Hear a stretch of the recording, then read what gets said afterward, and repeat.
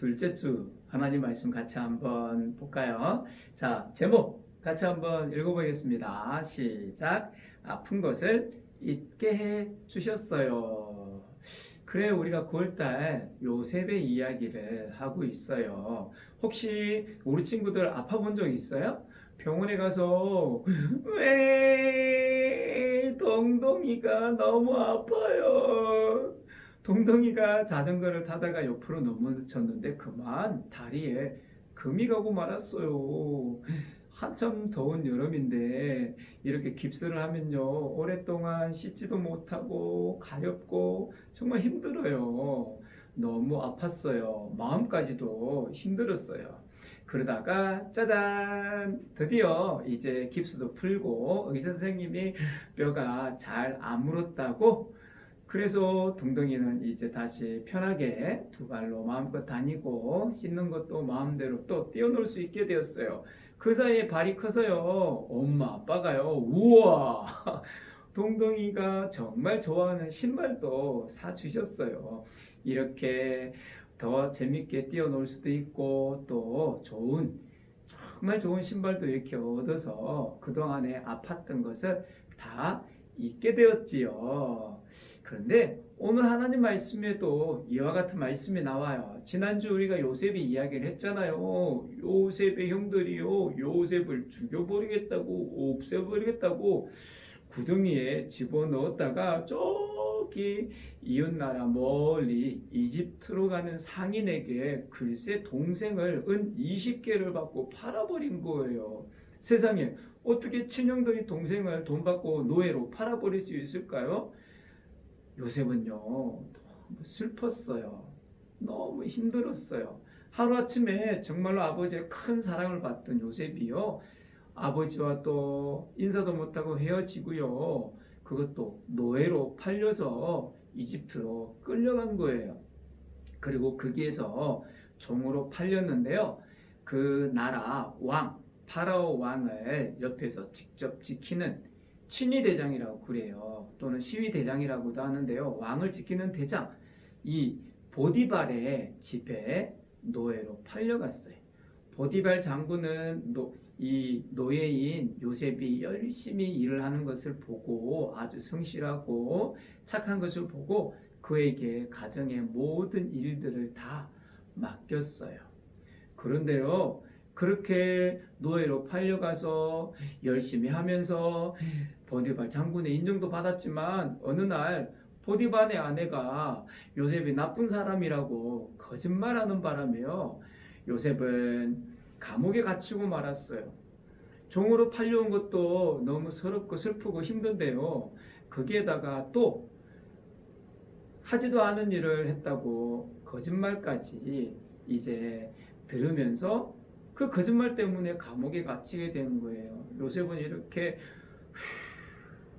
한숨을 쉬었을 것 같아요. 그렇지만 그곳에서도 실망하지 않았어요. 왜냐하면 요셉은 하나님을 믿는 사람이었기 때문에 그래요. 그곳에서도 열심히 감옥 생활을 하다 보니 감옥을 이렇게 다스리는 간수장의 눈에 띄어가지고요, 그곳에서도 간수장의 일을 돕는 일을 했어요.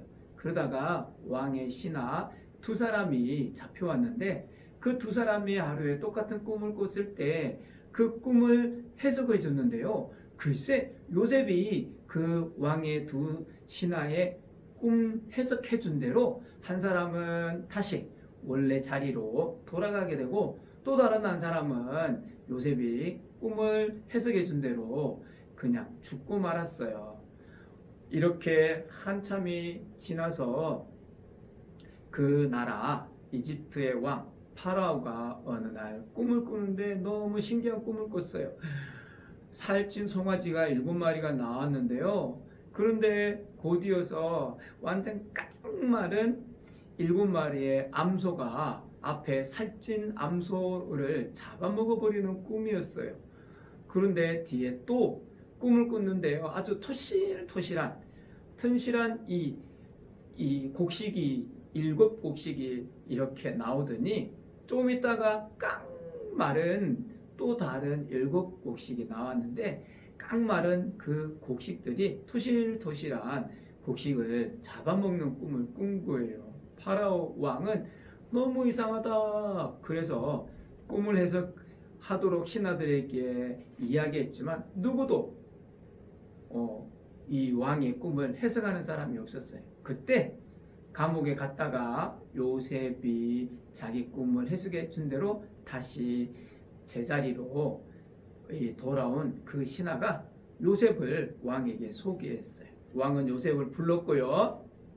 요셉은 감옥에 있다가 왕 앞에 가서 왕의 꿈을 듣고는 그대로 해석해 줬어요. 그 꿈을 해석하는 것은 하나님이 주셨어요.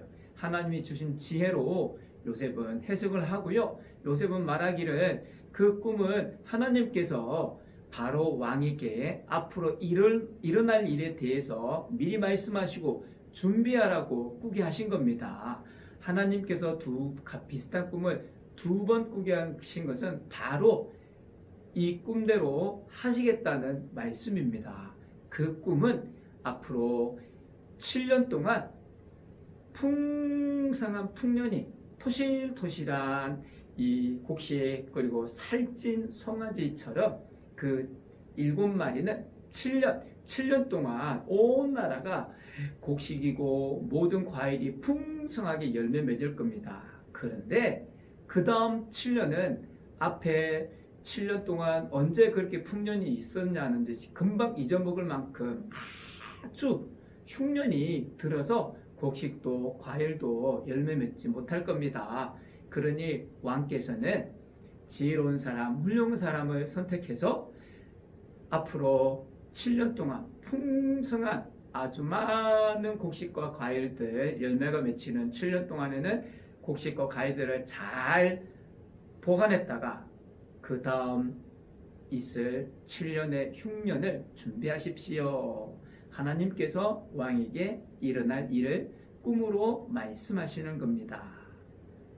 파라오 왕이요, 이 이야기를 듣자 요셉만큼 앞으로 일어날 일을 잘 준비할 사람은 없다 라고 판단하고요.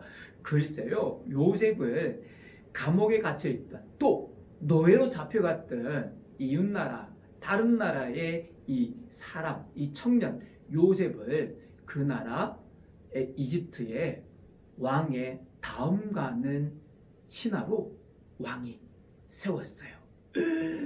왕이 이 요셉에게 자기의 모든 권한을, 왕의 권한을 주면서 앞으로 일어날 모든 풍년 동안 7년 동안의 풍년 내 모든 곡식들을 잘 저장해서 그 다음 있을 흉년을 준비하라 라고 했던 거예요.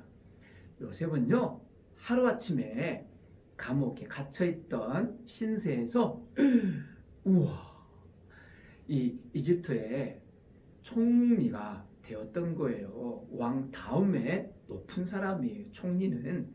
여러분, 그리고 그곳에서 요셉은 결혼을 하고요. 2 아들을 낳았어요. 첫째 아들은 므낫세, 둘째 아들은 에브라임이라고 하는데 그 아들들의 이름을 지으면서 요셉은 하나님 말씀에 이렇게 했어요. 요셉은 첫째 아들 이름을 므낫세라고 짓고 그 므낫세의 뜻은요, 하나님께서 나의 모든 고통과 내 아버지의 집생각을 잊게 해주셨다.